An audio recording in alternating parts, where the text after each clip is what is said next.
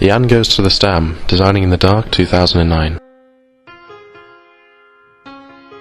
Based on true events. Jan was born in Antwerp 21 years ago. He currently works in a call centre and lives in a studio with his cat. In his free time he enjoys arts and music and the occasional visit to the museum. Only one thing, he is completely blind. Today we will follow him on one of his museum visits. Visit STA.M, Stadsmuseum Gent. Perfect introduction to the city. Chapter 1. Train Station.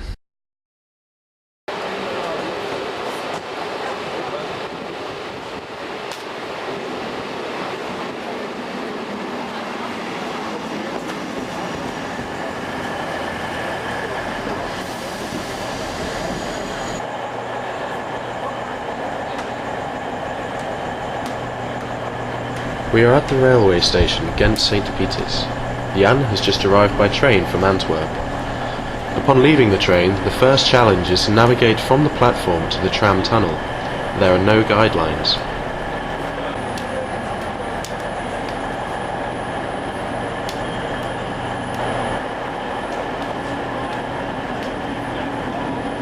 He decides to ask for help.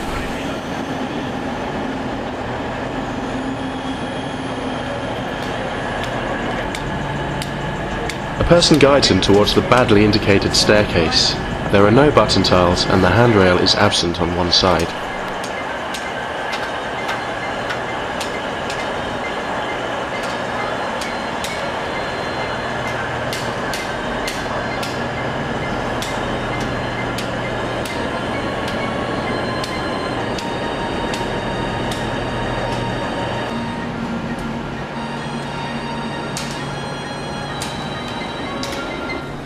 At the end of the staircase, he meets another challenge. There are no guidelines leading him towards the tram stop, so Jan is forced to use the edge of the platform as a guide. A passing person helps him in the right direction. Despite the absence of information tiles, he manages to get on tram number 1 safely.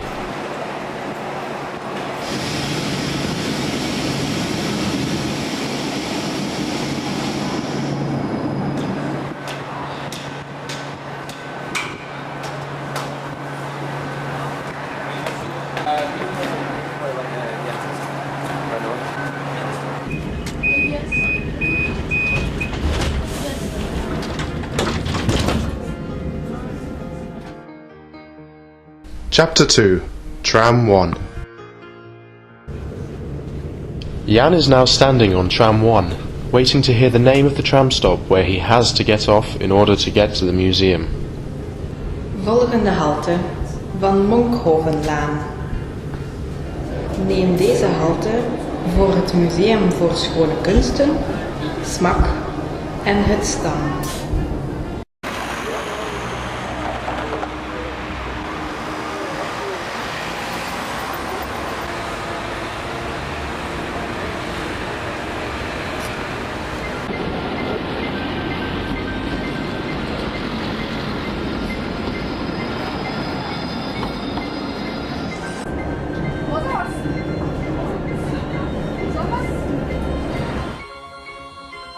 Chapter 3.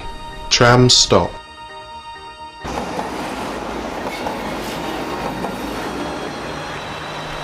Jan is standing on the tram stop. The platform is very narrow and completely unadapted. There are car lanes on both sides, information poles in the middle of the platform, and there is no connection to the zebra crossing at all.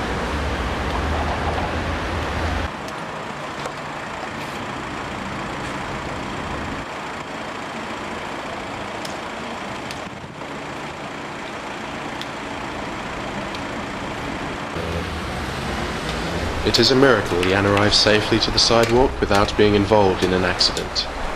The entire intersection is not equipped with either ticking devices or tiles indicating danger.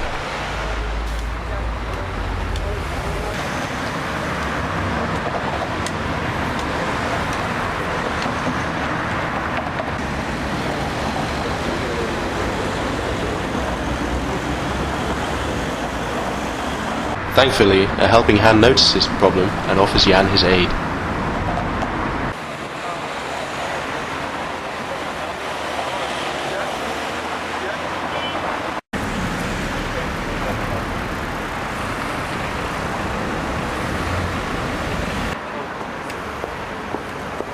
The zebra crossing is divided into two parts. The traffic aisle in the middle lacks a natural or artificial guideline, and the duration of the green light is not long enough to cross it in one go.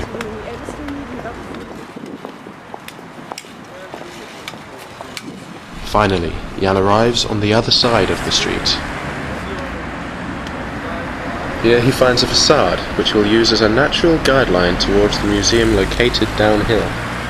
The road is filled with obstacles, such as bicycles, metal grates in the pavement, protruding plants and traffic signs. The bridge Jan crosses has a metal handrail, which also provides him with an auditive guideline. Since there are no button tiles, Jan is barely aware he's in front of yet another crossroads. Luckily, it is a one-way street that isn't very busy.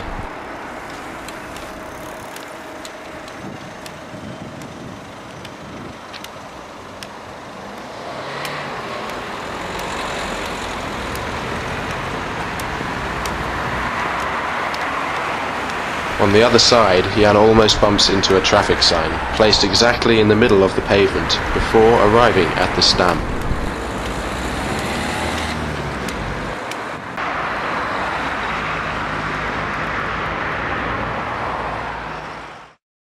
Chapter 4. STA.M Exhibition. At the information desk of the museum, Jan receives a tactile booklet developed by the POE crew, which provides a guide through the STA.M. After enjoying his visit to the museum, Jan decides to take the boat to the city centre.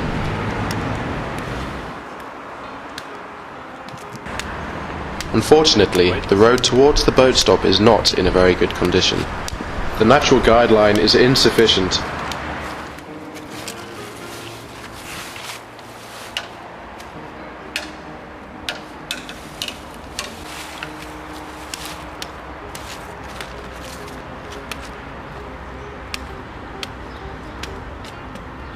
And the cyclist path crosses the sidewalk without any warning.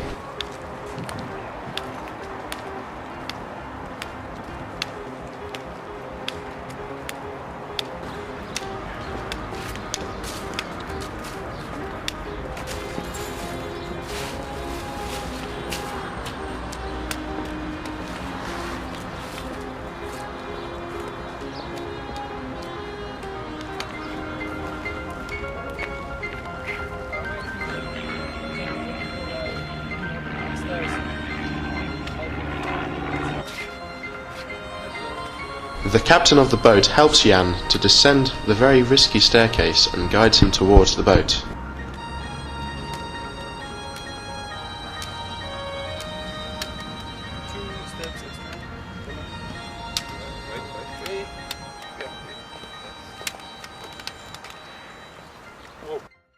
Chapter 5. Boat Stop.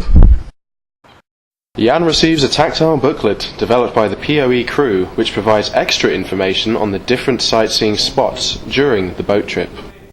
The towers of the St. Nicholas Church, the Belfry and the St. Bavo Cathedral are the famous three medieval towers that overlook the old city centre of Ghent.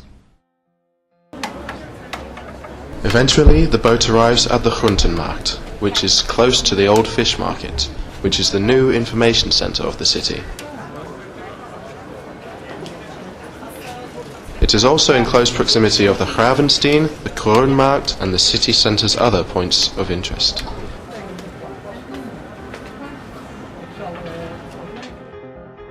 Chapter 6. City Centre.